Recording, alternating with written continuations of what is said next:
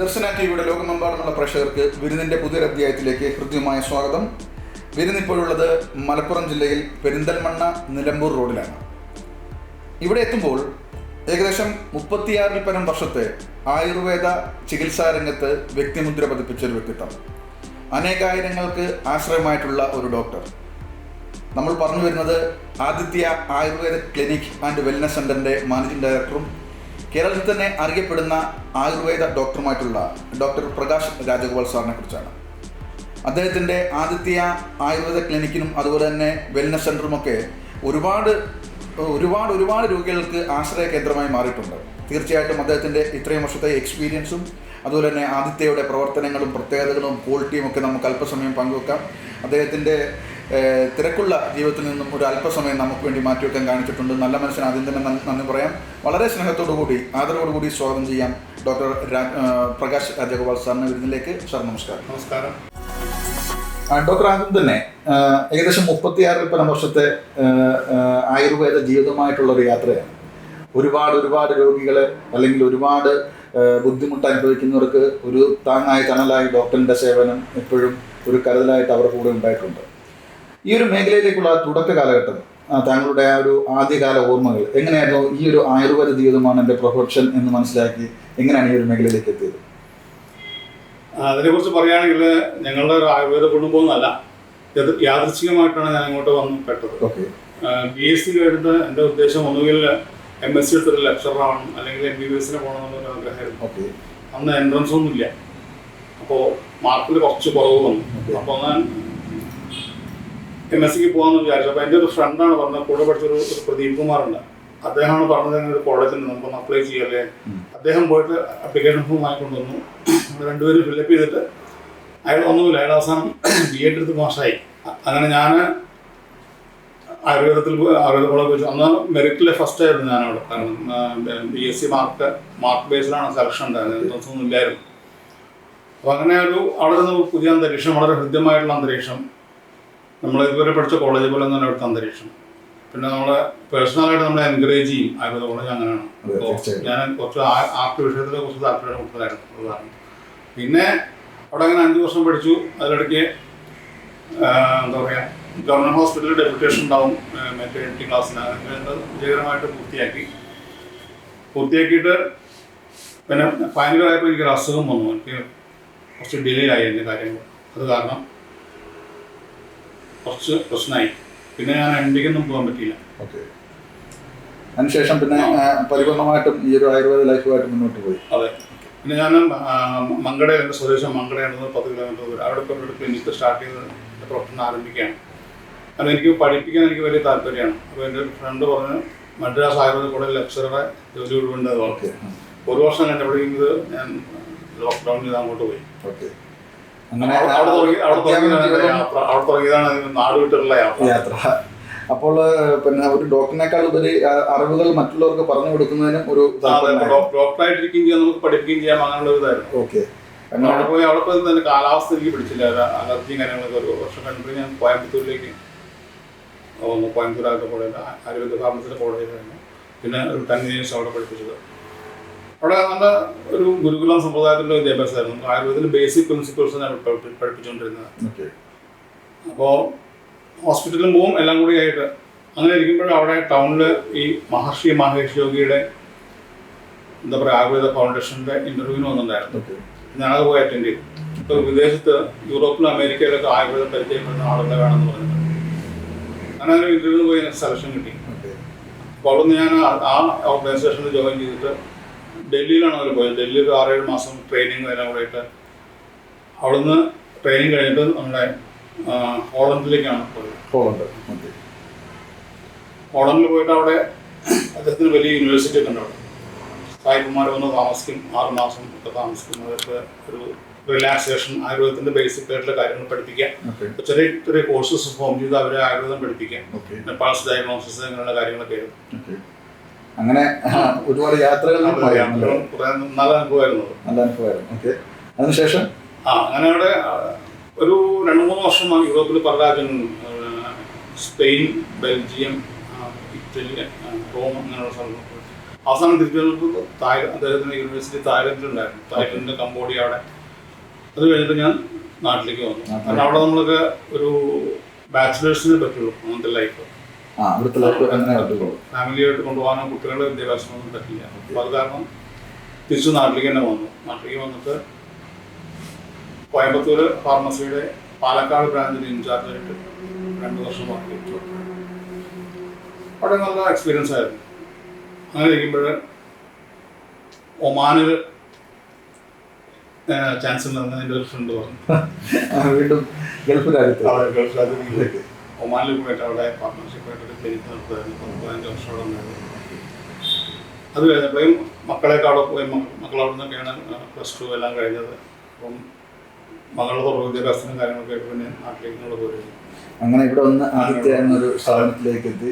ഇവിടെ ഇപ്പോൾ നമ്മൾ സെറ്റിൽ. അപ്പോൾ ഞാൻ ഗൾഫിലായിരിക്കുമ്പോൾ ഈ വീട് ഇവിടെ സ്ഥലം വാങ്ങി മക്കളുടെ ആദ്യം പിന്നെ സെറ്റപ്പ് ചെയ്തിട്ട് സ്റ്റാർട്ട് ചെയ്തു. ഡോക്ടർ, ഇപ്പോൾ നമ്മൾ തിരികെ നമ്മുടെ ആദിത്യ ആയുർവേദ ക്ലിനിക്കിലേക്ക് എത്തിക്കഴിഞ്ഞാൽ പ്രധാനമായും നമ്മൾ കൊടുക്കുന്ന ചികിത്സകൾ ഏതൊക്കെ രോഗങ്ങൾക്കുള്ളതാണ്, അല്ലെങ്കിൽ ഡോക്ടറെ തേടിയെത്തുന്ന അധികവും പേഷ്യൻസും ഏത് തരത്തിലുള്ള ചികിത്സാർത്ഥമാണ് എത്താറുള്ളത്? ഞാനിപ്പോൾ ഒരു സ്പെഷ്യലിസ്റ്റ് എന്ന ഒരു ലേബലൊന്നും ഞാൻ വെച്ചിട്ടില്ല. ജനറൽ പ്രാക്ടീഷണർ ആണ്. പക്ഷേ എന്നിരുന്നാലും എൻ്റെ അടുത്ത് കൂടുതൽ വരുന്നത് ഡിസ്ക് പ്രൊലാക്സ് പോലുള്ള രോഗങ്ങളാണ്. നാട്ടുക സംബന്ധമായിട്ട് ഡിസ്ക് സംബന്ധമായിട്ടുള്ള അതിൻ്റെ അനുബന്ധ വിഷയങ്ങളും ലോ ബാക്ക് പെയിൻ, കാലിലേക്ക് ഇറങ്ങുന്ന വേദന, ഷോൾഡറിൻ്റെ പ്രശ്നം, അതൊക്കെ ഒരു മസാജ് ട്രീറ്റ്മെൻറ്റ് കൊണ്ട് ശരിയാക്കിയിട്ടുള്ള ഒരു എക്സ്പീരിയൻസ് എനിക്കുണ്ട്. ഗൾഫിൽ കാരണം അവിടെ നമ്മൾ മെഡിസിൻസ് കിട്ടില്ലേ. അപ്പോൾ നമ്മുടെ കയ്യിൻ്റെ എന്താ പറയുക എക്സ്പെർട്ടൈസുകളോട് മാറ്റാനായിട്ട് നമ്മുടെ അഡ്മിഷനൊന്നുമില്ല, വന്ന് ചെയ്ത് പോവുക. അപ്പോൾ ആ രീതിയിൽ നമുക്ക് കുറേ കേസ് മാനിപ്പുലേറ്റ് ചെയ്ത് ശരിയാക്കിയിട്ടുള്ള എക്സ്പീരിയൻസ് ഉണ്ടായി. അപ്പോൾ അത് നല്ലൊരു എക്സ്പീരിയൻസ് ആയിരുന്നു.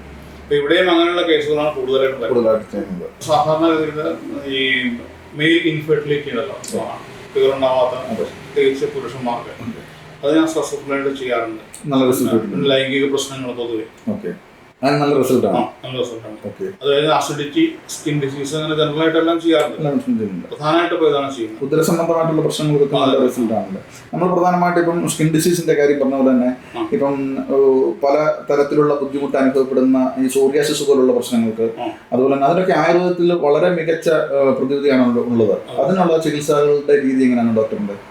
സോറിയാസിസ് എന്ന് പറഞ്ഞു കഴിഞ്ഞാൽ നമ്മൾ സിംറ്റമാറ്റിക് ആയിട്ട് ചികിത്സിക്കാൻ പറ്റില്ല.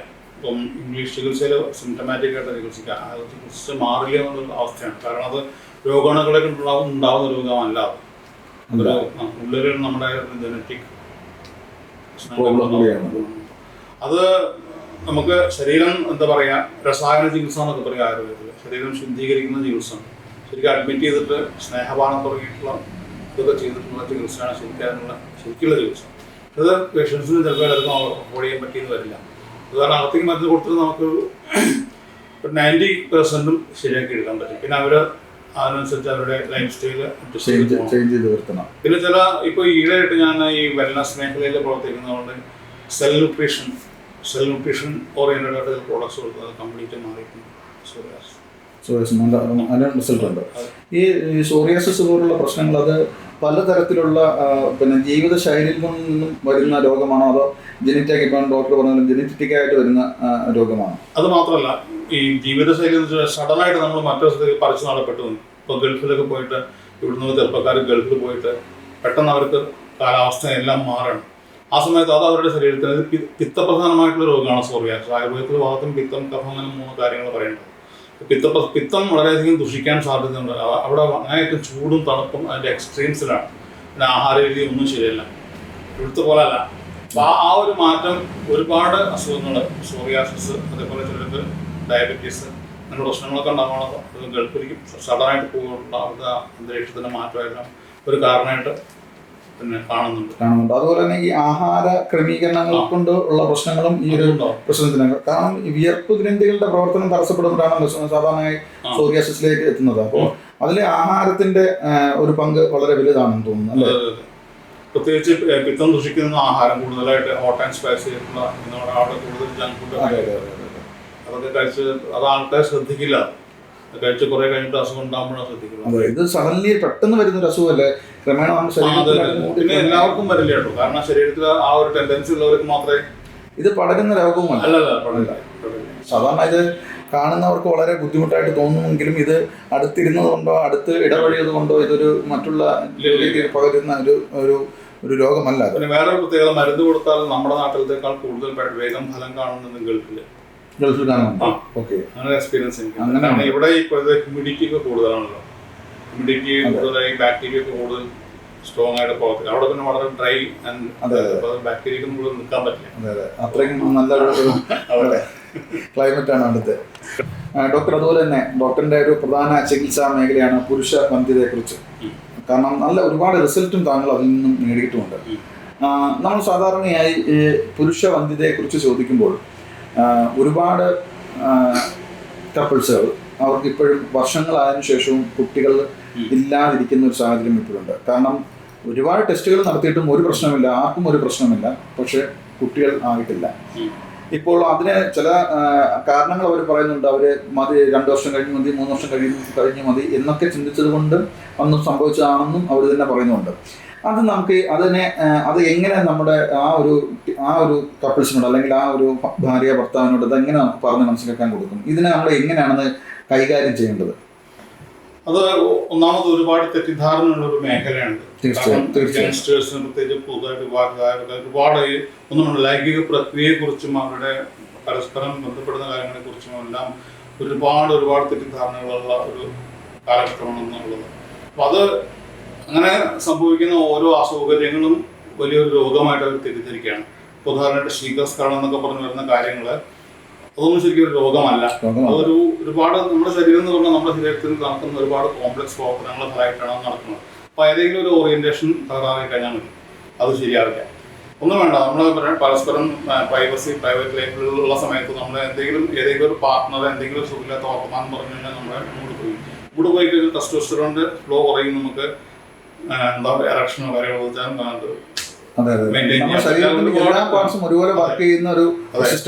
ഒരുപാട് കാര്യങ്ങൾ തന്നെ. ആയുർവേദം പറയുകയാണെങ്കിൽ നമ്മളെ ഈ 7 ധാതുക്കൾ പറയുന്നത് ആയുർവേദ രസം, രക്തം, മാംസം തുടങ്ങിയിട്ട് അവസാനത്തെ ധാതുവാണ് ഈ ശുക്ലധാതു എന്ന് പറഞ്ഞാൽ. ബാക്കിയുള്ള ധാതുക്കളൊക്കെ എല്ലാം ശരിയായി കഴിയുമ്പോഴേ ഇത് പെർഫെക്റ്റ് ആവുള്ളൂ പറയുന്നത്. അപ്പൊ ഇതിനൊരു മരുന്ന് എന്തെങ്കിലും കഴിക്കുകയാണെങ്കിൽ 3 മാസം എന്തെങ്കിലും മരുന്ന് കഴിച്ചാലേ നമുക്ക് ഇതിന്റെ ഫലം അറിയാൻ പറ്റും. ഇപ്പൊ അതൊന്നും ആൾക്കാർക്ക് ക്ഷമയില്ല. ഇപ്പൊ പോയിട്ട് മെഡിക്കൽ സ്റ്റോറിൽ പോയിട്ട് ഗുളിക വാങ്ങിക്കും, പവറിനുള്ള ഗുളിക എന്ന് പറഞ്ഞിട്ട് അവർ പറയും കിടക്കുന്നതിന് 1 മണിക്കൂർ മുമ്പ് കഴിച്ചാൽ മതി. അതൊന്നും ശരിക്കുള്ള ചികിത്സ അല്ല. ആ സമയത്ത് മാത്രം ഒരു ഇതുണ്ടാവുന്നല്ലാതെ ശരിക്കുള്ള ചികിത്സ ആണ്. അതേപോലെ ലേഡീസിന്റെ കാര്യത്തിൽ ഒരുപാട് കോംപ്ലിക്കേഷൻ ഉണ്ട്. ഹോർമോൺ വിഷയത്തിൽ ആണുങ്ങളുടെ പോലെ അല്ല. അപ്പൊ അത് വളരെ ശ്രദ്ധിച്ച് കൈകാര്യം ചെയ്യണം. അത് ഞാൻ പറയാം, അലോപ്പതി ചികിത്സയും ഒരു പരിധി വരെ നല്ലതാണ് ലേഡീസിന്. നമ്മളൊരു ചികിത്സയും കുറ്റം പറയാൻ പറ്റില്ല. ഇപ്പൊ 2 കൂടി കമ്പൈൻ ചെയ്തിട്ട് ഞാനാണെങ്കിൽ ഇതുവരെയുള്ള മെഡിക്കൽ റെക്കോർഡ്സ് അലോപ്പതിയിലും എല്ലാം കൊണ്ടുവന്ന് റെഫർ ചെയ്തിട്ട് നമ്മളെ കൊണ്ട് കഴിയുന്ന രീതിയിലുള്ള കാര്യങ്ങൾ ചെയ്യാറുള്ളൂ. നല്ല റിസൾട്ടും ലഭിക്കാറുണ്ട്. കുട്ടികൾ ഉണ്ടാവുന്നതിനേക്കാൾ കൂടുതലായിട്ട് ആ ഒരു വിഷയത്തേക്ക് കൂടുതലായിട്ട് അവരുടെ ലൈംഗിക പെരുമാറ്റം ഒരു കൗൺസിലിംഗ് പോലെയും ഞാൻ കൈകാര്യം ചെയ്യാറുണ്ട്. അതാ തീർച്ചയായിട്ടും നമ്മളൊരു മെഡിസിൻ കൊടുക്കുന്നതിന് മുമ്പ് അവർക്ക് ആദ്യം ഒരു കൗൺസിലിംഗ് കൊടുത്തിട്ടായിരിക്കും നമ്മൾ ട്രീറ്റ്മെന്റിലേക്ക് കിടക്കുന്നത് തന്നെ. അത് ഏത് രോഗത്തിനും അങ്ങനെ പറ്റത്തുള്ളൂ. ഡോക്ടർ, ആദ്യ Ayurveda clinic and wellness centre ആണല്ലോ. അപ്പം പ്രത്യേകിച്ച് ഈ ജീവിതശൈലി രോഗങ്ങളായിട്ട് ബന്ധപ്പെട്ട ഒരുപാട് ട്രീറ്റ്മെന്റ് നമ്മുടെ സെന്ററിൽ കൊടുക്കുന്നുണ്ട് ഡോക്ടറിന്റെ നേതൃത്വത്തിൽ. അപ്പോൾ ജീവിതശൈലി രോഗങ്ങളെ കുറിച്ചും അതുപോലെ തന്നെ അതിനെ നമ്മൾ തടുത്തു നിർത്താനുള്ള ഉപാധികളും അല്ലെങ്കിൽ അതിന്റെ ചികിത്സകളും ഒക്കെ എങ്ങനെയാണ് നമ്മുടെ സെന്ററിൽ മുന്നോട്ട് കൊണ്ടുപോകുന്നത്? ഇപ്പോൾ ജീവിതശൈലി രോഗം എന്ന് പറഞ്ഞാൽ പ്രധാനമായിട്ട് അമിതവണ്ണം ഒരു രോഗം എന്ന് പറയാൻ പറ്റില്ല, ഒരവസ്ഥയാണല്ലോ. അതേപോലെ പ്രമേഹം, അനുബന്ധമായിട്ട് കൊളസ്ട്രോൾ, പ്രഷറൊക്കെ ഉണ്ടാവും. അപ്പോൾ ഇത് നമ്മുടെ ജീവിതശൈലി മാറ്റിയാൽ തന്നെ ഇത് ഓരോന്നോരോന്നായിട്ട് പിന്നാക്കം വരും. ഒരു സ്പെസിഫിക് ആയിട്ട് ചെയ്യേണ്ട ആവശ്യമില്ല. കാരണം പൊണത്തടിയിലെ ആളുകൾക്ക് കൂടുതൽ ഡയബറ്റീസ് വരാനുള്ള സാധ്യതയുണ്ട്. പിന്നെ ആൾക്ക് സ്ട്രോക്ക് വരാനുള്ള സാധ്യത പരസ്പരം ഇന്റർ കണക്റ്റഡ് ആണ്. അപ്പോൾ നമ്മൾ ഈ ദുർമേധസ് ഒഴിവാക്കാനുള്ള ചികിത്സ, ദുർമേധസ് പറഞ്ഞ അമിതമായിട്ടുള്ള കൊഴുപ്പ് ഒഴിവാക്കാനുള്ള ചികിത്സ, അതിന്റെ കോംപ്ലിക്കേഷനായിട്ട് എന്തൊക്കെ ശരീരത്തിൽ രക്തപ്രവാഹം തടസ്സപ്പെട്ടിട്ടുള്ള പ്രശ്നങ്ങളുണ്ടോ, നീരുണ്ടോ, കാര്യങ്ങളുണ്ടോ, അതെല്ലാം സിംറ്റമാറ്റിക് ആയിട്ട് എല്ലാവർക്കും ഒരേപോലെ നമുക്ക് പറയാൻ പറ്റില്ല. ഒരാൾ വന്നാൽ അദ്ദേഹത്തിന് എന്തൊക്കെ കണ്ടീഷൻസ് നോക്കിയിട്ട് അതിനനുസരിച്ച് സ്പെസിഫിക് ആയിട്ടുള്ള ആരോഗ്യ മരുന്നുകൾ കൊടുത്തു കഴിഞ്ഞാൽ വളരെയധികം മാറ്റങ്ങൾ ഉണ്ടാവും. അതിൻ്റെ കൂടെ അവര് ജീവിതശൈലി മാറ്റാൻ തയ്യാറാവും വേണം. ആഹാരവിഹാരക്രമങ്ങളിൽ പകലുകളെന്ന് പറഞ്ഞത് അങ്ങനെയുള്ള ലിമിറ്റഡ് ആയിട്ട് എക്സസൈസ് പ്രായത്തിനനുസരിച്ച് ചെയ്യണം. അങ്ങനെയുള്ള ഒരു അഡ്വൈസസ് ചെയ്തിട്ട് നമ്മൾ ചികിത്സിക്കാറുണ്ട്. അതിനൊരു മരുന്നിനേക്കാൾ ഉപരി മരുന്നിന്റെ പോലെ തന്നെ പ്രധാനപ്പെട്ടതാണ് ജീവിതശൈലിയിൽ ആ ഒരു മാറ്റം വരുത്താനുള്ള തയ്യാറെടുപ്പ്. പിന്നെ കുറച്ച് പോഷകാംശങ്ങൾ അടങ്ങിയിട്ടുള്ള ആഹാരം, അതാണ്. അപ്പോൾ ഈ മാൽ ന്യൂട്രീഷൻ പോലുള്ള കാര്യങ്ങൾ എന്തെങ്കിലും വാരി വലിച്ച് കഴിച്ച് രാത്രി 12 മണിക്കൊക്കെ പെരുന്നോണം ഷോപ്പ് പോയി കഴിഞ്ഞാൽ ഇഷ്ടംപോലെ ആൾക്കാർ ഈ ഡീപ് ഫ്രൈഡ് ഐറ്റംസ് ഒക്കെ കഴിക്കും. അതൊക്കെ പറഞ്ഞ് മനസ്സിലാക്കി അതൊന്നും ഇപ്പോൾ പറഞ്ഞൊരു കാര്യമില്ല, പറയാം. അങ്ങനെയൊക്കെയാണ് കാര്യങ്ങൾ പോകുന്നത്. പിന്നെ ഡോക്ടർ, അതുപോലെ തന്നെ ഇപ്പോൾ ഈ ജീവിതശൈലി രോഗങ്ങളുമായിട്ട് ബന്ധപ്പെട്ട് നിൽക്കുന്ന അല്ലെങ്കിൽ അതുമായിട്ട് ബന്ധപ്പെട്ട് തന്നെ വരുന്നൊരു രോഗമാണ് ഈ ഫാറ്റി ലിവർ. ഒരു രോഗമെന്ന് പറയാനും കഴിയില്ല, പക്ഷേ ഒരു ഫാറ്റി ലിവർ വലിയൊരു പ്രശ്നം തന്നെയാണല്ലോ.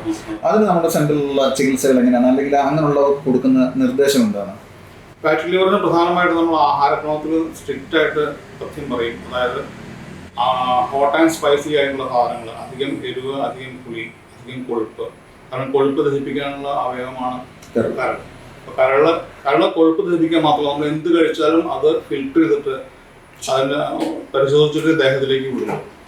അപ്പോൾ അതുകൊണ്ടാണ് മദ്യം കഴിക്കുന്ന ആൾക്കാർക്ക് വേഗം ലിവർ നാശമാണ്. മദ്യം ഡെയിലി കഴിച്ച ദിവസം ലിവറിന് വലിയ ഒരു വർക്ക് ലോഡ് വരാണ്. കുറെ കഴിയുമ്പോൾ അത് എക്സോസ്റ്റ് ചെയ്യും, അപ്പോഴാണ് ഫാറ്റി ലിവർ ഉണ്ടാവുന്നത്. ഇപ്പം മദ്യം കഴിക്കാത്തവർക്കും ഉണ്ടാവുന്നുണ്ട്. അപ്പൊ അത് സ്ട്രിക്റ്റ് ആയിട്ട് ഈ ഫാറ്റി ലിവറിന് മരുന്നുണ്ട്, ഇല്ല എന്നല്ല പറയുന്നത്. മരുന്നിന്റെ കൂടെ തന്നെ പ്രധാനപ്പെട്ടതായിട്ട് നമ്മുടെ ലൈഫ് സ്റ്റൈൽ മോഡിഫിക്കേഷനും ആഹാരക്രമവും നിഷ്കർഷിച്ചു കഴിഞ്ഞാൽ വ്യക്തമായിട്ടുള്ള ഫലം കിട്ടുന്നുണ്ട്. എന്തായാലും താങ്കളുടെ ഒരു വിജയത്തിൽ തീർച്ചയായിട്ടും താങ്കളുടെ കുടുംബത്തിന്റെ സപ്പോർട്ടും വളരെ വലുതാണ്. കാരണം ഈ ഒരു തിരക്ക് പിടിച്ച ലൈഫിൽ അവരുടെ ഒരു സപ്പോർട്ട് ഉണ്ടെങ്കിൽ മാത്രമേ ഈ ഒരു വിജയത്തിലേക്ക് എത്താൻ സാധിക്കുകയുള്ളൂ. കുടുംബവിശേഷങ്ങളിലേക്ക് വന്നു കഴിഞ്ഞാൽ എന്താണുള്ളത്? എൻ്റെ വൈഫ് ഗവൺമെന്റ് ഹെൽത്ത് ഡിപ്പാർട്ട്മെന്റിന് നഴ്സിംഗ് സൂപ്രണ്ടായിട്ട് റിട്ടയർ ആയിട്ടുണ്ട്. പേര് മോളിംഗ് എന്നാണ് വൈഫിന്റെ പേര്. 2 മക്കള്. മൂത്തത് മകളാണ് ഡോക്ടർ ഇന്ദുശ്രീ പ്രകാശ്. അവള് ഡെന്റൽ സർജനാണ്, MDS സൗദി അറേബ്യയിൽ വർക്ക് ചെയ്യുന്നു. മകൻ സീനിയർ അക്കൗണ്ടന്റ് ദുബായിൽ വർക്ക് ചെയ്യുന്നു. വിലപ്പെട്ട അല്പസമയം ഇതിന്റെ ലോകമെമ്പാടുമുള്ള പ്രേക്ഷകരുമായിട്ട് പങ്കുവെക്കാൻ നല്ല മനസ്സിന് ഒരിക്കൽ കൂടി നന്ദി അർപ്പിച്ചു നിർത്തുന്നു. നന്ദി, നമസ്കാരം.